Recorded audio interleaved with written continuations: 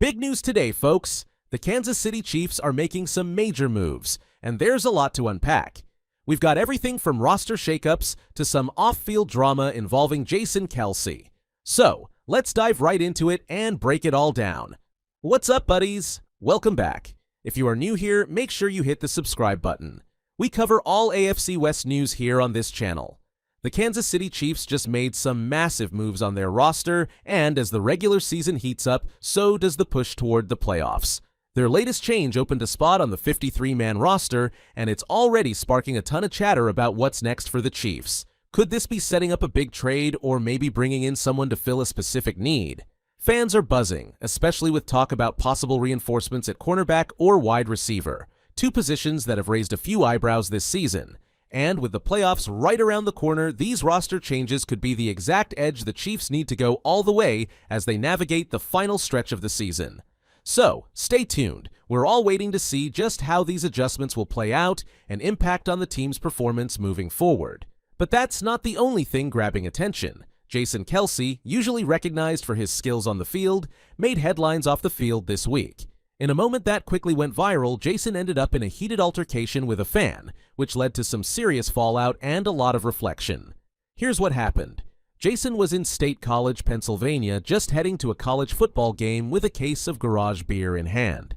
What started as a regular day took a sharp turn when a fan, clearly frustrated with all the media attention around Jason's brother Travis and his relationship with pop star Taylor Swift, threw out a homophobic slur directed at Travis. People noticed the comment right away, but at first, Jason didn't respond. He just kept on walking. However, things took a dramatic turn when Jason Kelce decided to confront the fan. Instead of just walking away, he chose to handle it himself. The confrontation immediately grabbed attention, not only because of how intense things got, but also because it sparked a bigger conversation. Was Jason justified in standing up for his brother, or did he take it a step too far?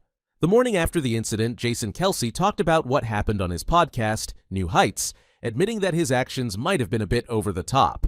He reflected on everything, saying that if he'd just ignored the fan's comment and kept walking, the whole thing could have been avoided. Jason's ability to recognize that his reaction was a bit much was a real moment of self-awareness. He admitted that what started as a small exchange turned into a media spectacle because he let his emotions get the best of him. His honesty about the situation really struck a chord with people, showing just how complex it can be to live life in the public eye. Kelce fans have mixed reactions to his apology. A lot of fans praised him for his humility in admitting he might have made a mistake. But there were also plenty of die-hard fans who believed his apology wasn't needed at all. From their point of view, he had every right to stand up for his brother and his family, especially when facing such personal and hurtful insults.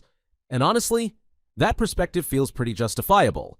Yes, free speech is everyone's right, but what happened with the Kelce is something else. It's bullying, plain and simple. Do not mix it with free speech, and that's not something easily forgiven. In the real world, words like that can have real consequences. Travis's statement on the recent incident really highlights the media pressure and the social responsibility he carries. Sure, free speech is a fundamental right, but we also need to remember there are boundaries for how that speech is used. This whole situation serves as a strong reminder of the importance of understanding social responsibility. The Kelce brothers, as we all know, are constantly in the headlines, not just for what they do on the field, but for their personal lives and public interactions too. This is exactly the kind of pressure fame brings, and it's part of what led Jason to apologize. Celebrities and athletes are often expected to hold back, even in emotional situations. We get where Jason was coming from, and his apology only earned him more respect, really solidifying his reputation as a public figure. It's a reminder that every action, no matter how spur of the moment, is always being watched and judged by the public. Let's talk about the Kansas City Chiefs as the trade deadline closes in, with fans hoping for a big move to strengthen the team.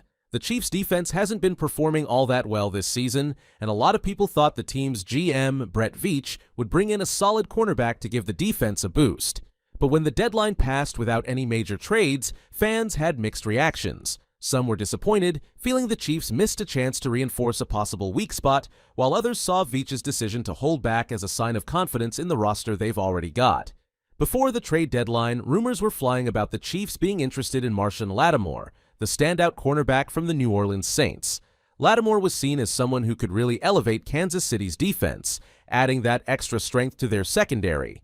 But instead, the Saints ended up trading him to the Washington Commanders for a pretty big package of draft picks, including a 3rd, 4th, and 6th round pick in the 2025 draft.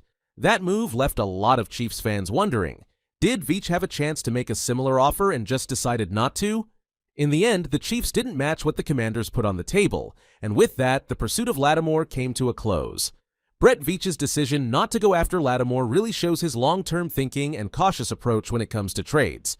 Sure, it might have been tempting to make a big splash by bringing in a high-profile player, but Veach stuck to his belief that the Chiefs' future draft picks shouldn't be sacrificed for just one player. This approach is right in line with his track record of making smart, calculated moves that look out for both the present and the future.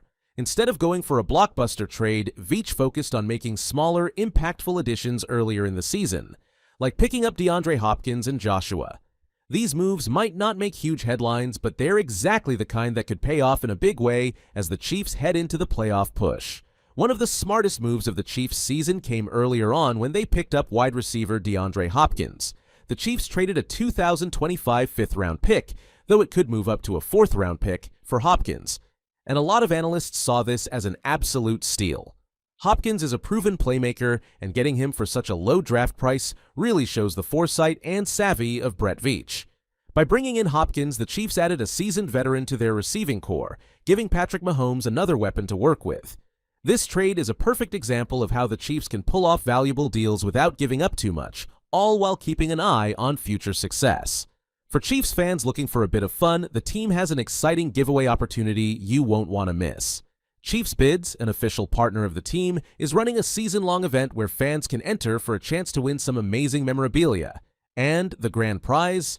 An authentic helmet signed by none other than Patrick Mahomes, the face of the franchise. Or, if that's not your style, there's also a full-size replica helmet signed by running back Carson Steele up for grabs. For all the Chiefs fans out there, this is a rare chance to own a piece of team history. Just head over to the Chiefs Bids page on the official Chiefs app or follow the link provided to enter. Along with the roster moves, the Chiefs have had to manage some tough injury setbacks. Tight end Jody Fortson, who was a key contributor, was placed on injured reserve after tearing his ACL.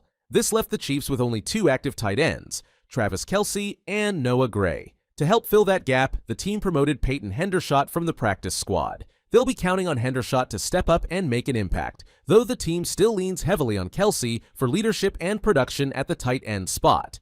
On top of the roster moves, the Chiefs have also been dealing with some big injury setbacks. Tight end Jody Fortson, who's been a solid contributor for the team, ended up on injured reserve after tearing his ACL.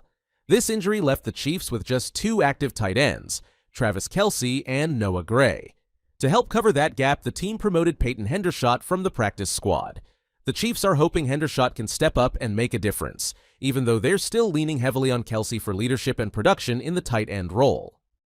As the Chiefs move forward, they're currently running with only 52 players on their 53-man roster, which means there's room for one more move. It's still up in the air whether they'll fill this spot with someone returning from injured reserve or if they'll look to bring in a new player altogether. With positions like running back and wide receiver looking a bit thin because of injuries, it's likely Brett Veach will stay active, checking out possible upgrades. The Chiefs are gearing up for another deep playoff run, and any adjustments they make to the roster will be key to keeping their competitive edge as the postseason gets closer.